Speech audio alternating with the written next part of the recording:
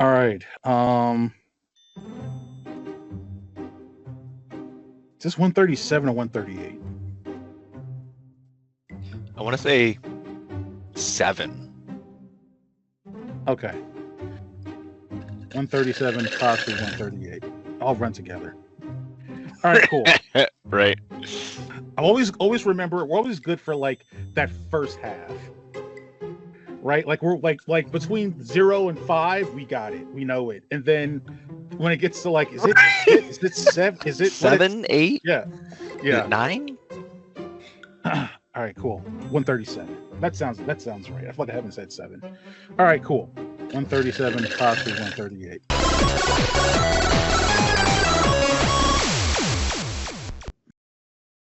Hello and welcome to level 138. of the Thoughts and Players podcast, the gaming podcast with bold takes, ain't no strings attached. I am Jeremy, here with my compadre, David. What up? What is up? Not much. A little under the weather, sweaty, Yeah. but The other day just got pushed through. you had a headache going. How's the headache? Did it Yeah, resolve itself? headache is still there, but it's not as bad. Bro, I had a headache last week that put me down. So I completely understand. Like Yeah. I had stuff to do and I could not finish doing this stuff because of the headache. I had to lay down. It's terrible. Yeah. I think it was October. I went to the hospital because I had such a bad headache. I think it was my first migraine. Oh, Like they really? gave me what do they call it? A migraine tail or Yeah. cocktail? I don't know, whatever they said. Yeah. But it's what they give people with migraines, and it put me out, made me feel better. I woke up like hour and a half later, went home. But yeah, that sucked. So Yeah. I definitely see that you can't even do anything. Yeah. I mean, bro, I took a antihistamine. I basically took a Benadryl and just went down and just said, I woke Right. up at like What else you gonna 1:30 do? in the morning, and then my fiance was like, bruh, it's late. Just go to sleep. And I'm like, all right. That's a good thought. Right. Yeah, so hopefully you're getting better. You mentioned sweaty. It's been Mhm. hot. High 80s, low 90s. It's Yeah. been hot. Yeah. Ladies and gentlemen, chickens, ducks, and hens, we welcome you into this level of the pod, level 137, hopefully, or 138. You'll help us out, as you always do. Got some interesting things to talk about on this level. Looking forward to it. We're going to start where we always start. We're talking about games, specifically, the games that we are playing. So, who wants to lead first on this? I can go. David, you can go if you want. I'll go. Okay. Unfortunately, picked up Apex a little bit. I was playing some ranked. I got to play it again really easy. Now I'm stuck there. But I don't play it too much. But mostly Rivals. I hit Grandmaster 1. I forget what the next one is. I don't think it's Celestial. No, it might be Celestial. And that'll be the highest. The highest I've ever been is Grandmaster 1 because it goes 3, 2, 1. Okay. So I keep going back and forth between 2 and 1 right now. Like I was going between 2 and 3 for a while. So now I moved up a little bit. So I'm just hoping I can hit that mark. Yeah. But PC wise, that's what I've been playing mostly. But Okay. I picked up a game not too long ago on my phone, and it is literally so simple, but creative. It's called Room Sort. And you literally just take these rooms that are shaped however depending on the level, and then you have to put them into this little like house depending on the level what it's shaped as. It's basically just a puzzle with rooms. So that's fun. I'm like on level 300 already. I picked it up like 2 weeks ago. Yeah, I saw an ad for that game, and I'm like, I can't. That's why. That's why. That's how I found it. Yep. I'm like, I was like, you know what? I'll try it. Yeah, I can't do that. Sometimes you get hooked on those. For me, I get hooked on a mobile game. It's a bad skid, man. Yeah. I'm going off road in a bad way. But yeah, that sounds like that looked like one for sure. It's a good one. Yeah, that's what I've been playing. Oh yeah, it looked great. I'm like, this is just going to kill time. Like I already don't have time for games. This can't be the one, the little bit of time that I had that I put it in. Right. Yeah, yeah.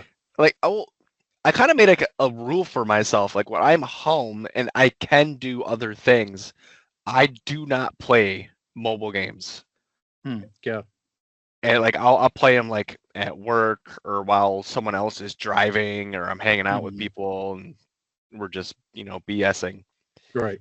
That's how I do that. Anyways, you go ahead. What have you been playing? Well, glad to say that I've had some time to play games finally. And your boy did it, man. Rise of the Ronin. It's done. Really? It's done. And let me tell you something. Wow. I thought when we were recording this, I thought that the conversation I was going to have was going to be different. I thought I was going to tell you how I pulled the parachute on the game because I had a stretch of an hour and a half where I was pissed. Okay. Really? And yeah. I was just like, this is BS. I'm fighting the same bleeping effing people all the time. Why don't I just kill them already? And then guess what? I slept. I woke up. And it was for some reason as difficult as it's been the whole other time. I don't know why for an hour and a half, it felt like this game was just my mortal enemy.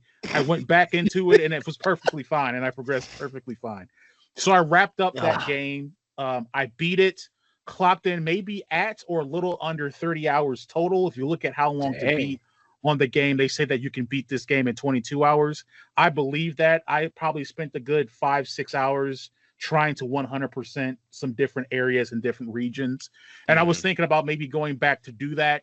And I started to do that. And then I realized I don't care. So then I stopped playing it and I deleted it, uninstalled it and took the disc out. So now that's good. It was very, that's how it worked. So through with Rise of the Ronin. And let me tell you something, man. So this game, I talked about, this game takes place older Japan. It takes place technically the end of the Tokugawa shogunate in the Edo period. So essentially, this is the last age of the samurais before Japan begins to modernize due to Western influences like America and Britain and different stuff like that. So a lot of the people that you're meeting in this game are historical figures.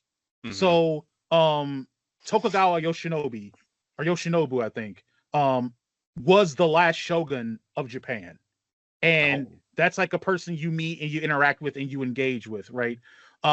People like Saito and Saigo and other characters you meet they were I think called the 3 or 4 great gentlemen of Japan. They led the Meiji Restoration, which was the modernization of Japan. These are all historical people from like the late 1800s to early 1900s. So within the past century or two, these are historical people, right? But they were samurais that were the end of that era that progressed it into this new modern Japan. So I found myself immensely more enthralled with the history of this game and how to explore that than the actual game itself. I started to play the game more just to understand the history of it because I found it so fascinating. The game does a great job because there is an anti-shogunate faction and a shogunate faction, and the game does its best to be objective and treat both equally, which I can appreciate. Because if there's one thing that misses a lot in a lot of discourse and anywhere nowadays, it is objectivity. So I do appreciate that with the game. The game, some of the boss battles, they feel a little cheap sometimes. It's following that Neo. It's a Souls-like game, so you're going to have that in some instances. And all like all other Soul games, they want it to be where you fight them a few times and you learn their process, you learn their moves. And I'm like, I don't wanna. I just want to play the game and beat it. So I was able to do that most of the time. There weren't a lot of times where I had to repeat to learn movesets. But yeah, so I beat that, and then I immediately moved in to start playing Dynasty Warriors Origins, which covers the Romance of the Three Kingdoms again. I'm in the process of, and in the beginning, your character it's more of a linear storytelling, so you have a character that's nameless. and you're fighting with some people, and you're about to go do what you always do at the beginning of every Dynasty Warriors game: take out the Yellow Turban Rebellion. That's what you do. So back at it. I'm Zhang Zhao, and I gotta go fight him again. But I do appreciate the different things they're doing with it. It is very different from other Dynasty Warrior games. Very different. Cool. There's like a mini map you traverse. You click in to go to visit villages and different things like that. It's way more RPG-ish, and I appreciate the change. It's a good change. So I'm looking forward to that. That game on How Long to Beat is rated for 30 hours. So that's probably going to be 36, 37 hours for me if I'm doing the same thing I always do, which is I BS for about 5 or 6 hours. But started playing that on the PlayStation 5, and obviously always in the background, Oblivion. But I finally got through Rise of the Ronin, and let me tell you, man, that's a feat. Super pumped to get through that. Because I do not stick with games, man. And I'm like, I was thinking about how I pulled the parachute on Jedi Fallen Order. I just pulled it. And this one was kind of like feeling like the same. I'm like, well, I don't want this, because I also pulled the parachute on The Last of Us. Just because the stealth mechanic thing, I just had enough of that. But I was bummed because I'm like, man, I really want to finish this story. And that's what I was feeling with Rise of the Ronin. Like, I really love exploring this time period of Japan. I would hate to not see it through completion, but was able to just, sometimes you just got to regroup. Hey, sometimes you sleep on it and you come back and everything's fine. It's all fine. That's right. Yeah. Yeah. But I thought I was in, I guess that's a gamer rage, if that's the thing. It's not me throwing a controller or yelling bleeps or expletives. It's just me pulling parachute. Like, bro, I'm out of here. I can't do this. I did it with Arm before. Remember, before I was playing Rise of the Ronin, I was playing Armored Core 6: Fires of Rubicon. I pulled it, bro. I'm like, I can't do this. I'm out. Right. And it's better for it because I played a game that I enjoyed more. So exactly. That's what I've been playing. Knocking out Rise of the Ronin, starting Dynasty Warriors Origins, and still got Oblivion remastered in the background. I don't see that leaving anytime soon. I don't anticipate that it will, but I gotta figure. I don't know, man. I get so worried about time. Like, I still want to play Clair Obscur Expedition 33. I still haven't played it. I haven't touched it. Mm-hmm. Like, I want to eventually play that. And there's other games coming out that I want to play. Yeah, it's like just trying to find the time for it to do it. For real. Yeah. But yeah, that's it for games we're playing. So I guess it's time to get into our topics, and it's kind of revolving around one event, but there's a couple of thoughts that we're going to explore based off of this one event. Now, what is this one event? The Nintendo Switch 2 came out. And I think, if I recall, I'm going to verify, Nintendo Switch 2, I believe that they've said yes, that Nintendo says that the Nintendo Switch 2 has set sales records for them. I think they've sold between 3 and 4 million copies in under a business week. So it's crushing. No one can get their hands on it. I'm regularly seeing it posted in different marketplaces at up prices, and I find that fascinating. So there's a bunch of energy and hubbub about it, and everyone's super into it, and it's fantastic. And I find myself here not having the capacity or the ability to care less. I just can't care less. I didn't even think about it. Yes. I don't even remember that a Nintendo Switch 2 was released until one pops up on a marketplace being sold for an increase. Then I remember, oh yeah, the Switch 2 came out. Yep. That's the only time it ever enters my orbit of thought, which I myself find, being introspective, I find fascinating. That I remember when the first Switch came out, I loved the Wii. I was very informed on what the Wii U was, which is why I didn't get it, but I knew about it. I understood it. I'm like, this is interesting, right? Then the Switch came out. I was there. I was getting it. I got it within launch week. I'm like, yeah, give me this, give me that, give me that, give me Breath of the Wild. I want it all, right?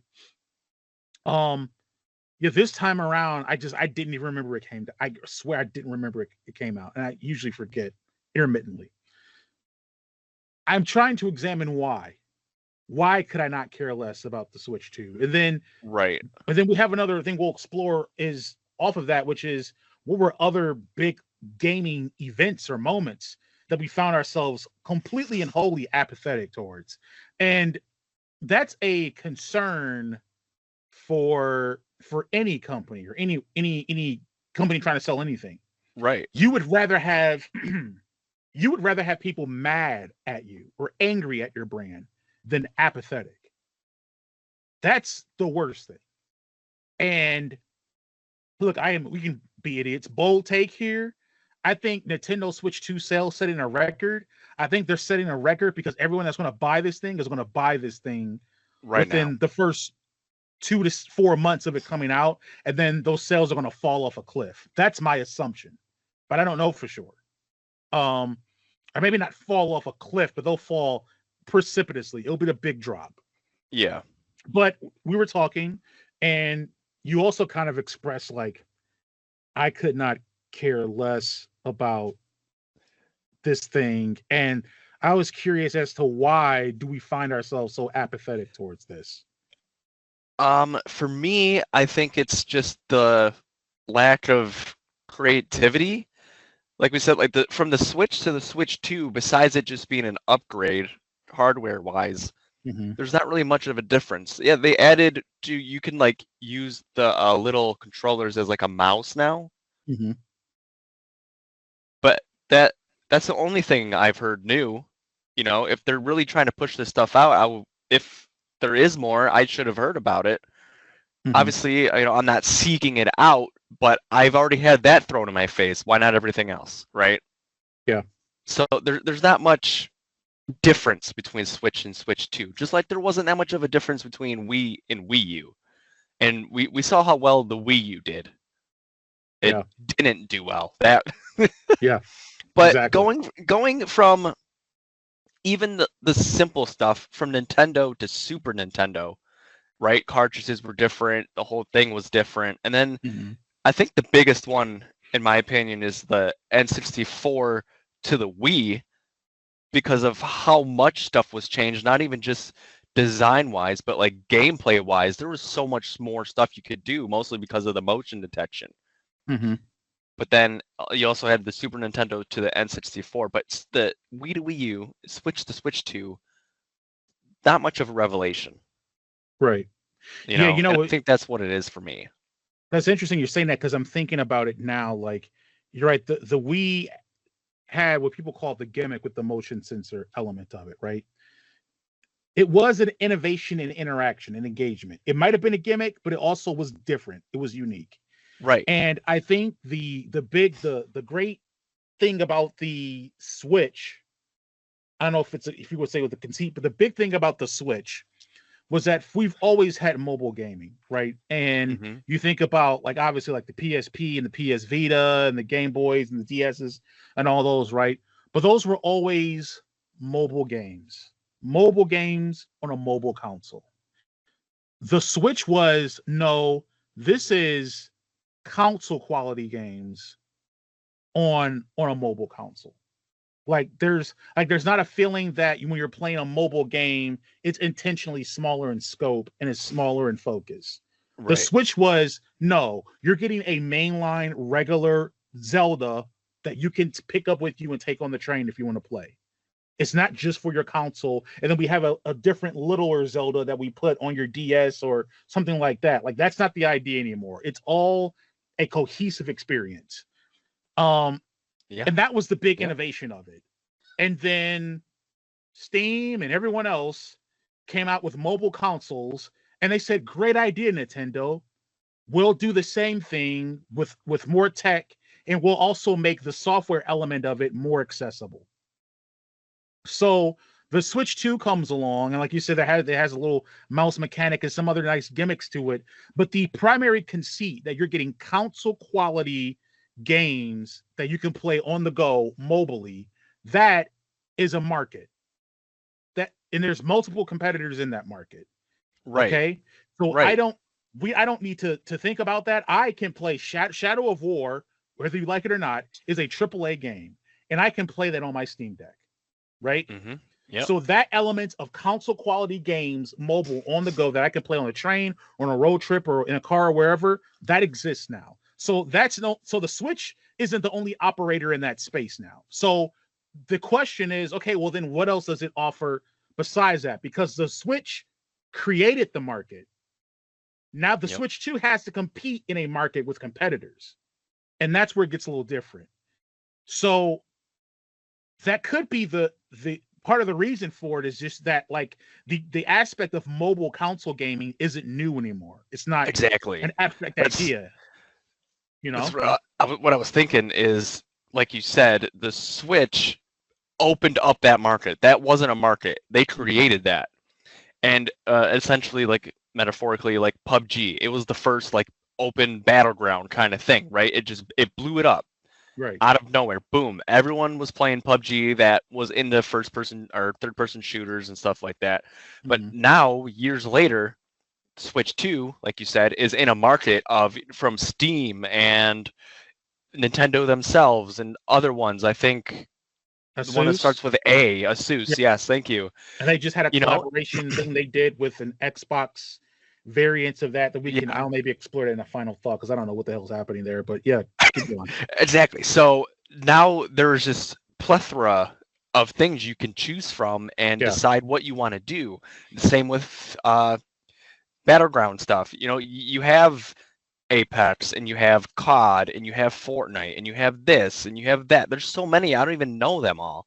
So Mhm. now, how many people actually play PUBG? A core set of people, Core. Yeah. you know, because there's so many other ones, and you know, it's opinion, better ones. Mhm. So now with the same with the Switch 2, that market was already there. There's a lot of better games, opinionatedly, on other consoles. Yeah. Nintendo is just has Nintendo for the most part. Yeah. So it's not as like, oh holy crap, this is really cool. Yeah. It's a matter of like the Switch was an experience. Like it was a different experience. And with that different experience, I got access to Nintendo franchises. Hmm. I'm someone that though I love Nintendo games, like if you ask me, I've said before, I think um Breath of the Wild is in a pantheon of greatest games ever made for what it was doing and what it did and how it revolutionized a lot of aspects of open world RPGs. But I Right, myself am not a big exactly. fan of Nintendo franchises. So if you're saying the Nintendo Switch 2, if the primary sell for it, which it feels like, isn't the tech, it's a matter of, well, you can mobily play Mario, you can mobily play Mario Kart, you can mobily play Zelda. Then my response is, I don't really care if I do. You know what I'm saying? Like, Yeah. that's not really anything that kind of is my cup of tea. I enjoy Zelda.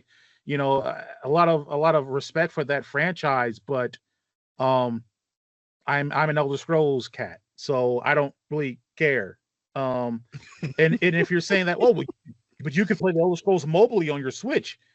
I can also play it mobily on my Steam Deck, and my Steam Deck has a lot less restrictions Hmm. from a its network capacity. It has a lot more.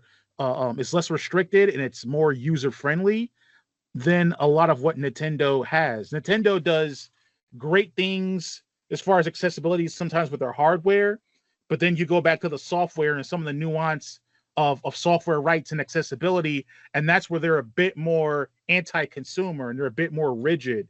And it's like, well, Hmm. those are the things that for me make gaming accessible and easy, and they're putting constraints and obstacles in my way for me to engage and enjoy those things. So that's another thing of like another layer of like I don't care to really support that in a way. And Right. that's the thing that's there. It's there whether you like it or not. And it's weird because again, there's a lot of Nintendo fan maniacs out there that are buying the consoles that enjoy something that's new and good for them. Like it's not any hate, but it is a hoping to understand why there are people like us that are wholly apathetic towards this console because this console does not offer us anything. Like I said, I still have my original Switch, which I don't really play. The last time that was being played, my fiance was playing it, was playing Stardew Valley on it. That's the last Mm-hmm. thing that was being played. We don't get it for Mm-hmm. Zelda. We don't get it for any of that stuff, right? We don't get it for Metroid.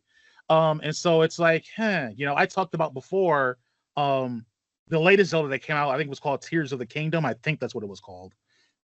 That I talked about with Corey that, like, well, you know what? I'm not going to get the new Zelda on the original Switch. I'll wait till the Switch 2 and then I'll get the new Zelda. I don't care about the new Zelda or the Switch 2. It's all waned. You know what I'm saying? There's Changed. other things that have taken my interest. I rather play. I have my Steam Deck is my primary mobile gaming mechanism if I'm going to do that. I also have a PS Portal if I'm around the house. So I mean, it's not as mobile, obviously. Like I can't play it on the car, but if I'm out in my backyard or something, chilling on the patio, and I want to fire up some Rise of the Ronin or some Dynasty Warriors, I can do that and walk around and whatever. Or again, I can do that on my Steam Deck. So the Nintendo Switch 2 isn't really offering me anything that I care about, and therefore I find myself wholly disinterested in it. The only thing I find interesting about it is just the kind of sociological aspects of it, of how people engage, aren't super hyped for this. But besides that, yeah, I don't know. I'm reading I see like an article thing here by Game Rant. It says Nintendo Switch 2 is on track to absolutely smoke the Steam Deck. The Nintendo Switch 2 is the fastest selling home video console of all time. It's nearly eclipsed the Steam Deck in sales, despite the latter having been out for over 3 years at this point. I mean, part of that's brand recognition. People know Nintendo. Exactly. Part of that's the Switch already, right? That's all it is. Yeah. Because part of it's excess, Yeah, the Nintendo is a household name. Exactly. If you don't know Nintendo, you're living under a rock, right? And I believe, yeah, they put out decent stuff, but the reason it's doing so well is because it's Nintendo, right? Right. Like, I don't know. Taxes, right? What's the big one? H&R or something like that? H&R Block. Mm-hmm. I bet you they do millions of people's taxes, but that's because they have tons and tons of market and states and stuff like that. But You know what some people do? They go to just a local mom and pop tax shop. Right. It's just as good, if not cheaper, if not better. Mm-hmm. And you have a better service, but they only have 100 customers. That doesn't mean H&R is better. They just have a better market. Right. There's so yeah, of course like they'll overrun Steam Deck because not everybody even knows about Steam Deck. Right. Yeah, and for some people, here's the thing too that I mean, I guess I get. To me, it would seem like there's just as much value having a Steam Deck without necessarily being a PC gamer. It feels like there's still value there for it from a mobile gaming experience because of the accessibility of the games, both in regards to what's available and in the cost of them as well. But yeah, people that are more accustomed to PC gaming are going to know Steam more. And PC gamers are going to be less likely to get mobile gaming devices because that's why we have our however many $1,000 PCs. Exactly. So, it's a little bit of that too. And so I think that's another thing that kind of keep up with. Yeah, it's going to sell fast. The Switch was one of the best selling, or maybe the best selling Nintendo console of all time. Obviously, it's going to do gangbusters. But I mean, we'll see as far as eventually the longevity of it. And I've said before that as people become less familiar and more apathetic towards the actual franchises of Nintendo, that's when they start to lose the market share because they aren't pulling anybody from a tech perspective. No one buys a Nintendo console because it's the newest interesting tech out there. That's just not the case. Yeah, you can maybe make the argument for the Switch that was true, interesting tech, mobile console gaming, but besides that, I don't think so. The other thing that I found really interesting is I was just talking about all that stuff with Rise of the Ronin in the time period. That time period was between 1867 and 1868. Well, 20 years later, Nintendo was founded. That's Yep. how old Nintendo is. Yep. Just to give that context. Didn't it start with playing cards? Yeah, I think I'm pretty sure they were just a playing card company, if I remember correctly. Was founded, yes, for playing cards. Playing cards. Yep. That is a huge shift of market, let me tell you. It was. But founded in 1889, and that Edo, that last era was like, it ended in like 1868. So this is, 18, it's 10, 11 years later. It's so wild how old Nintendo is. It's 100 years older than me. Yeah, I mean, it's insane. It's insane. But so based off of that, though, it had me curious. Have there been other instances where there were huge gaming related news or events or console releases or game releases where it seemed like the collective game industry was going to buzz with it, and we just found ourselves wholly apathetic, not trying to be contrarian, just we just didn't care. I just couldn't care. I got one to start with. Okay.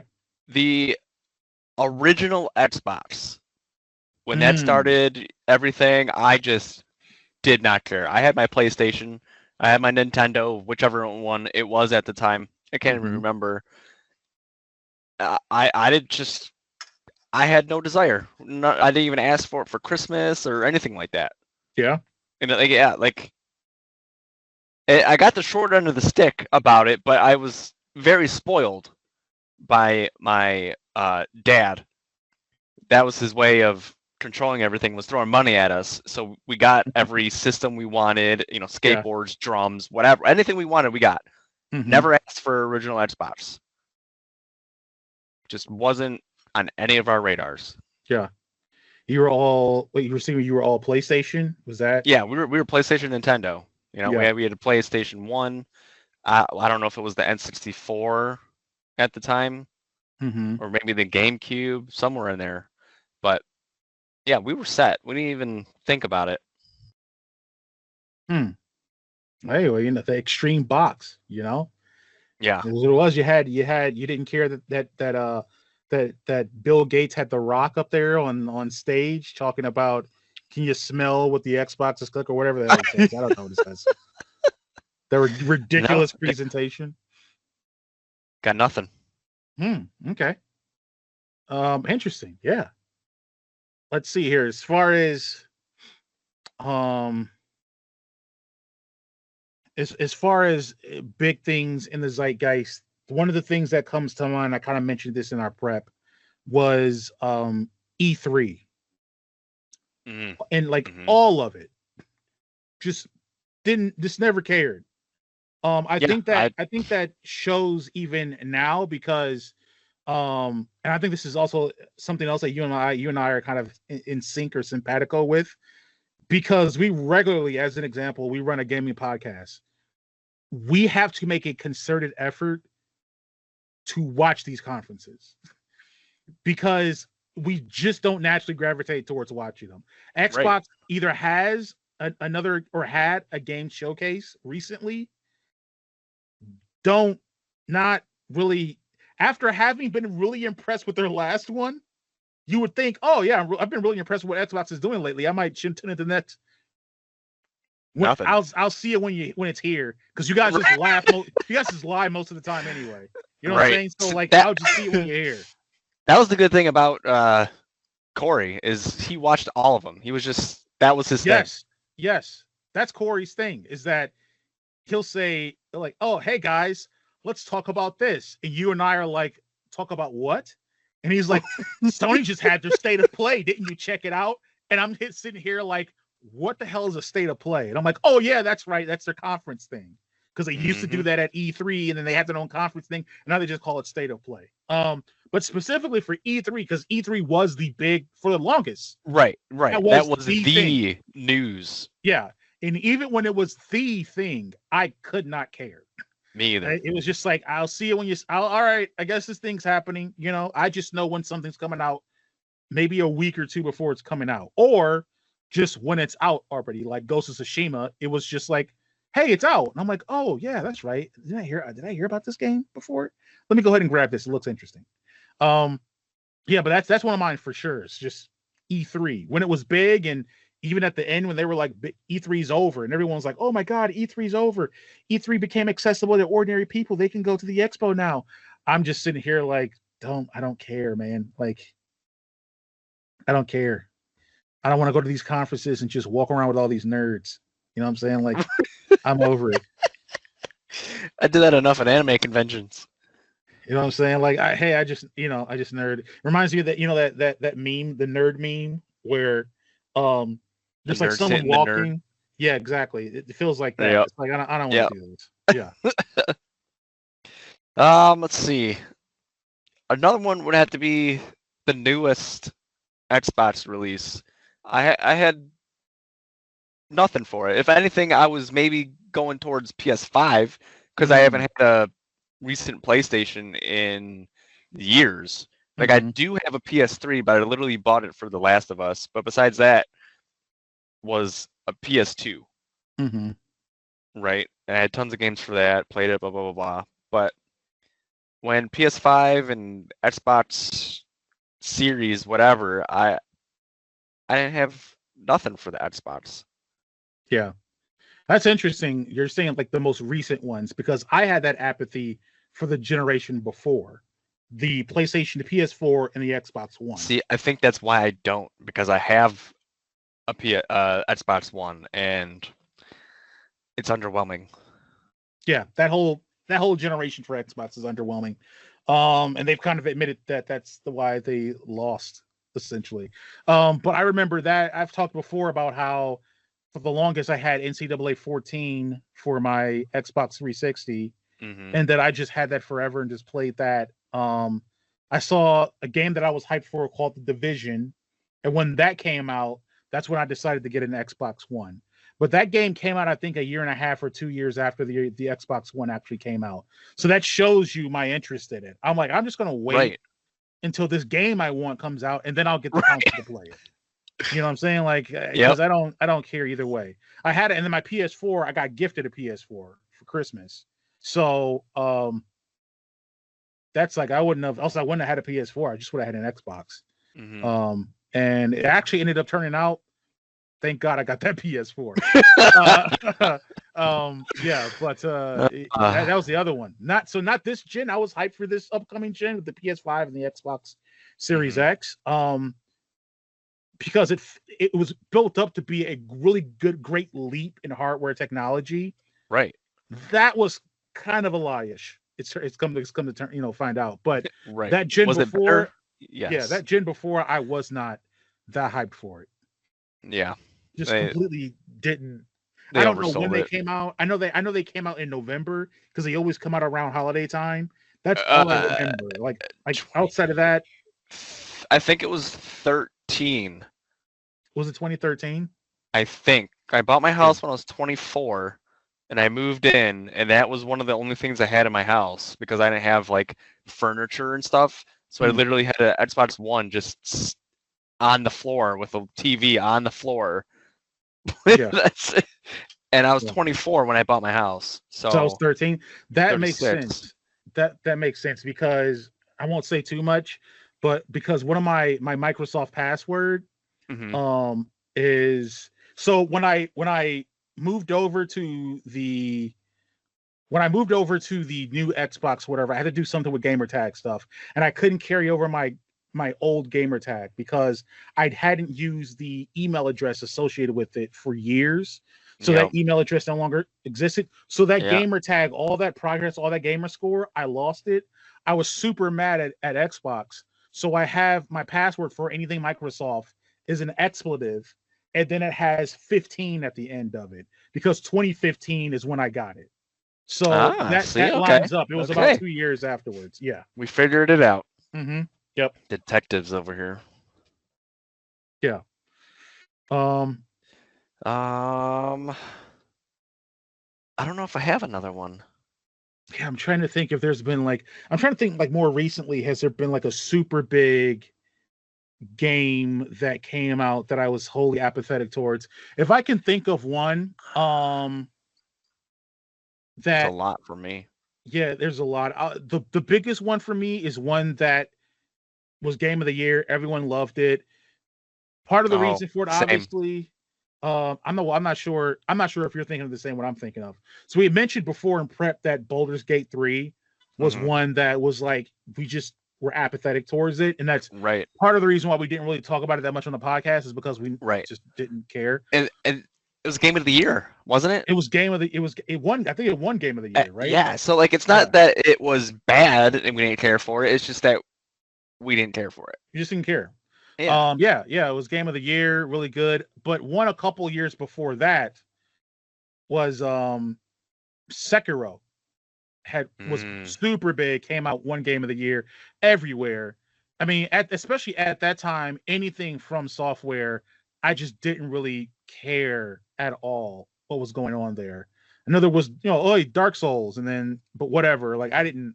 So when everyone was talking about Sekiro, I'm like, I don't care. I don't get it. I have complete apathy towards it, even though it probably, Right. looking at it in hindsight, probably fits something that I like. And there's been other Souls-like games that I've enjoyed. Rise of the Ronin, obviously one, but even before that, The Surge, specifically The Surge 2, another kind of Souls-like that I enjoy. And like I have like Dark Souls 2, I think, for 360. So I've played these Souls games, but that one was one where it was like, just don't care. Just complete apathy, right? Not like I'm not trying to be contrarian. It's just like I don't care at all. And I know there's a lot of things that I may care about that people are apathetic. Like for instance, David, I know you for a fact are wholly apathetic towards the Elder Scrolls. So when Right, yeah, it has no Skyrim bearing was to super me. huge. Yeah, It was. Skyrim was super Actually, huge. I don't know what happened to it. When my Xbox 360 got the Red Ring of Death, I had to buy another one, and it came with Skyrim and Forza, whichever one it was at the time. Mm-hmm. I opened neither of them. Yeah. I didn't even play it. Yeah. It was free, technically. Didn't even play it. Yeah. Yeah, I get it. It's like certain things where you're like, this is the biggest game in the world right now, and it's not that I'm trying to avoid it intentionally. It's just I don't have any interest at all to even figure out what it is or why people like I just don't have any interest. And I always find it interesting being people that are like into video games and really enjoy video games, and I like looking at video games just kind of as a culture too, but there are aspects where certain times where it's like I don't care, and I don't care to figure out why others care. I just don't at all. Have no interest in it. And so I'm sure there's people here that will, might see the video and say, "Oh, you're trying to crap on Nintendo or anything like that." I'm not, because I don't care. You know what I'm saying? And I'd kind of be interested to hear people who are really invested, why is it because Nintendo, like the thing that I was saying before is I feel like it's just a buy into Nintendo as a company, the brand, and their franchises. You love Mario, you love Zelda, you love Splatoon, and you're just like, hey, this allows me, these are Nintendo games. They're only going to be on Nintendo. And I get that, right? But there's a lot of people that like those games, but also are like, hey man, I can get way more games on my Steam Deck, or I can get way more games on my Asus ROG Ally X, or whatever the heck is going on there, right? Right. Yeah. So I find it interesting. But I still don't understand it. Me either. I had another thing in my head. Oh, there it is. GTA 5. I've never played it. Like I've said before, the last one I've played is either 3 or San Andreas. I can't remember which one it was. But Grand Theft Auto 5 is like the biggest game. At least profiting wise. No desire. Nothing. Nada. Don't care. It's obviously a decent game. Yeah. I think right? I remember us talking about this. Like, But I they're don't I kind of don't want like, to run around as a person stealing cars yeah, you're like and GTA. doing I don't get it. missions. Yeah, Yeah. and I know for me, like, if I think about essential franchises, mostly like big games. What are big game franchises that you actually get excited for?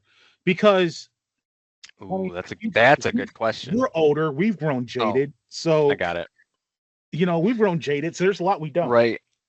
But Right. if you ask me, what are franchises that you actually genuinely get excited about? I'm going to tell you, without a doubt, those first two are going to be anything Elder Scrolls and anything Grand Theft Auto. For me, that's it. Right. You Right. give me a Elder Scrolls game and you give me a Grand Theft Auto game, and I will be mostly all right. If you want to throw a far third in there, even though I love strategy games, if you can give me a solid, and the last one was crap, but if you can give me a solid Mass Effect, I love me some Mass Effect. So that'd be another franchise. But um, Yeah. yeah, If I had to go top three, I would do Resident Evil, The Last of Us, and Twisted Metal. hmm, yeah, I'm there, dude. yeah, Like Resident Evil 9 has been revealed and stuff. That's coming out in 26, I think. hmm, You know, yeah. I'll forget about it, but when it pops up, I'm like, oh yeah, and I'm gonna grab it. I'm gonna play it.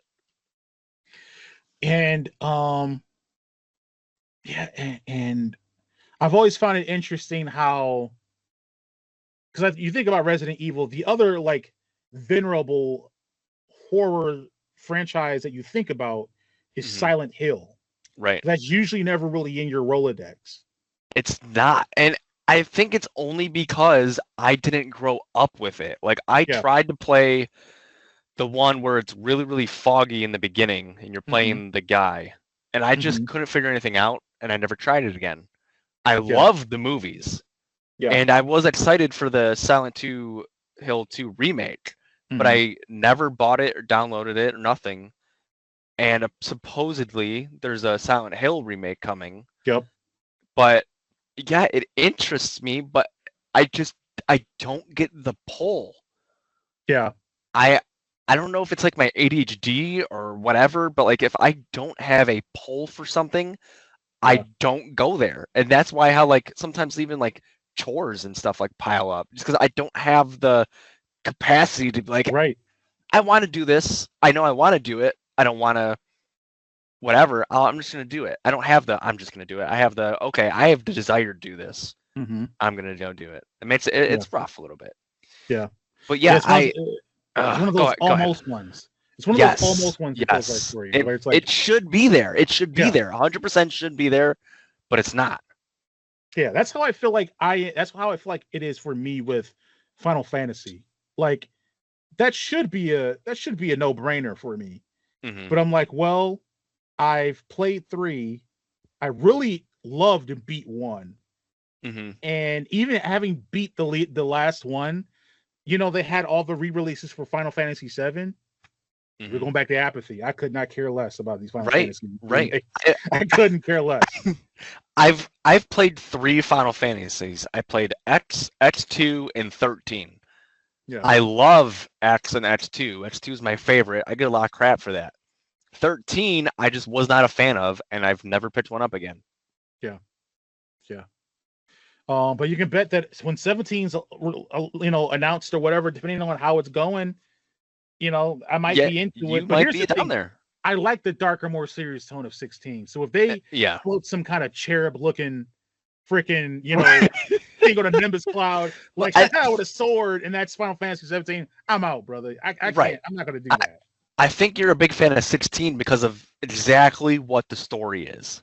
Yes, yes, it is an interesting, compelling story on classism and different things like that. Like, it's really interesting and compelling.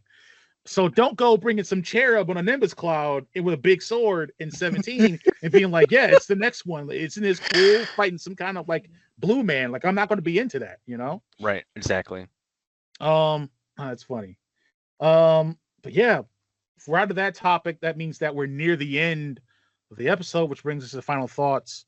We That's can give a right. final thought about something that is either related or unrelated to this podcast episode. So, who's given a final thought first? I will go first. All right. I kind of have a double. Okay. So I mentioned earlier Resident Evil 9 is coming out soon. And one of the people in that game, I forget her first name, but it's Ashford, and her mom is in the Resident Evil Outbreak series. Mm. Now, that is not a canon game, right? Technically, any of them that isn't in the main line of games isn't canon, but Mhm. they're making They're that making it canon technically now. So like now what is that opening up? Are we getting Outbreak 1 and 2 remasters, remakes? What's going on there? So that's exciting. Yeah. My other part is I finally got my cards back from grading, Nice. right? April 11th, 2 months I waited, which is Yeah. what they said for the time is. But one of the cards I sent in was a first edition base set Mewtwo. And Okay. I mostly did it to get it authenticated because a lot of people, obviously for good reason, are unsure about old cards and people making fakes and stuff. Yeah. But it got a it's not even showing it because of my thing, but it got a 1. It's literally the worst condition Really? they will set for a grade, which conveniently puts a price bump on it because there are people that look for 1s. Oh, really? So like, yeah, a PSA 1 is worth more than a 2, 3, or 4. When it hits a 5, at least for this card, is when it gets worth more Okay. than a PSA 1. So I thought that was pretty cool. I thought I was Yeah. gonna get a 4 or a 5. Got the 1. Still gives me the little premium. Yeah. So that's pretty cool. And those are my Yeah. final thoughts. Oh, cool. You got Mewtwo graded. What else did you get graded? Oh, geez. I got 10 cards graded this okay. last time. Let's see what we got. I forgot them all. We got that one. We got a regular base set Venusaur. The Rocket's Trap from Gym Heroes, first Okay. edition. An Erica first edition from Gym Heroes. A Neo Revelation Reiko. I don't know how to turn off this freaking Yeah. whatever. Can't even see them. But I didn't get any 10s, unfortunately. There was a Japanese Blaine's Moltres. Okay. The Legendary Collection is a set name, and they have Okay. reverse foiling. I wish Oh, okay. We can see that. Oh, yeah. people call it Firecracker Hollow. Just Okay. the way it looks like it's like fireworks are exploding. Right. And I got that and the Charmeleon from that one, and then Tyranitar from the Aquapolis set. I wish it got a 10 because it would have been $2,500, Nice. but it got an 8, which is 500. I'll take it. Okay. Yeah. And then a Reikio from Crown Zenith. Okay. Yeah. So I have about 150 other cards to send in, so I'm gonna be doing that soon. Nice. All right. That's That's nice. my final thoughts. Yeah, thank you. Awesome. My final thought, kind of alluded to it a little bit in the discussion here, is that Xbox had announced in conjunction with Asus that they're releasing some Rogue Xbox Ally handhelds. So Xbox is trying to get into the handheld game by having someone else do it for them. Sounds typical. They have 2 versions here of the Rogue Xbox Ally, which is like the base one, and then the Rogue Xbox Ally X. Again, Xbox always crushing it with the names, and that's supposed to be the ultimate high performance handheld built for the most demanding players. Let's see here. What's the differences? It basically has native Xbox full screen experience in it. It has the Xbox button on it. They've done some different things with as far as grips. The Game Bar Xbox app has been optimized for it. So doing some stuff behind the scenes for software integration on these. But they're all basically running Windows operating systems, which is what they ran before. Mhm. They've got Ryzen processors in them, 16 gigs and 24 gigs of RAM, 500 gigabytes and 1 terabyte of storage, and then they're both got a 7-inch full HD IPS panels on them, running at about, let's see here, refresh rate 120 hertz, which again I feel like they've been doing already. Right. They have not. It looks like they have not released pricing for it yet, which cool. Again, this is an announcement on June 8th. It feels like you would know that the Switch 2 is coming out, so you would maybe have that kind of stuff on hand, but I guess I get it. This is interesting. It makes sense and it doesn't. That's basically like my final thought. People Right. about, hey, Xbox having a handheld. Xbox wants to obviously kind of get into that space. They might have actually been working on their own device and figured out they can't do it, or that it's not worth the investment internally. So they said, well, let's just partner with a company that's making one already that kind of already does most of what we would want, and Right. let it work. Do a little bit of physical modifications to make it a little bit more Xboxy, but mostly do all the work on the software end to make it more integrated with Xbox. And when you think about Game Pass and all the things they're doing with making their games available on PlayStation, it feels like that might be what they're doing, is leaning more into the software player subscription side of things anyway.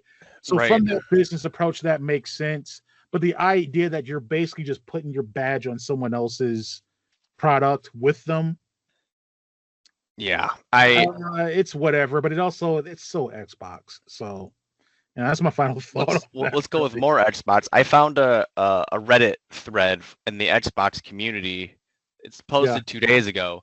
So it's the Rogue Xbox Ally 1, and supposedly it doesn't support Xbox games. It's only going to be PC games. That doesn't even make sense. Why Really? branded Xbox? So again, it's Reddit. Who knows if they're right? But another comment says that there's a 1 terabyte storage one that's going to be 900, and then there's a white one. It doesn't even say the terabyte or the storage size. That's probably It's going to be 650. Yeah, that's probably that's probably the So essential we'll see one. if that's right or wrong. So you said the other one was 900? 900 for the terabyte. So almost a rack. Yeah. And then it can't play Xbox games. What's the point? Yeah, that doesn't, because it shows like Xbox, like Game Pass, essentially the Xbox app on it. So it would make sense that it plays they might Xbox games. Illy formed. Yeah. Right. I guess we'll have to see after, more so than just rumors and speculations. Yeah. Yeah. That's interesting though. But I mean, if that kind of pricing thing is true, yeah, I don't know. A little bit of a miss with the pricing. That's one thing I was concerned about, because the Rogue Ally itself isn't cheap. That's a pretty pricey handheld. So I'm like, well, if Xbox is adding some of their, dust to it, how much are they going to up the price on that? Man, I don't. It seemed like they would help with doing some development and maybe subsidizing the cost a little bit to get some market of handheld, because I could potentially see people being interested in an Xbox handheld, but the very aspect that it actually really isn't, it's not really an Xbox handheld. It is a Xbox branded Asus Rogue Ally. Like, that's what it is. Right. Feels like a little bit of a miss. It feels like doing a thing to say you did a thing. And I don't think that's a good strategy, but that's their choice. That's my final thought. All righty. That leads us to the end of level 137 of the Thoughts and Players podcast. If you like what you heard, please like and follow and subscribe to the podcast on the socials, as well as your preferred podcast service. If you want to support us, there's a couple of ways you can do that. We have a Teespring store with merch, with the phone case right here. I'm gonna get a new phone soon, so I'll have to get a new case soon. But it is what it There you is. go. But you can shirts, hats, phone cases, different things there. Also, we have a Patreon, 3 different tiers: a $2 tier, $5 tier, and $7 tier, each offering different little bits and goodies. Check us out there.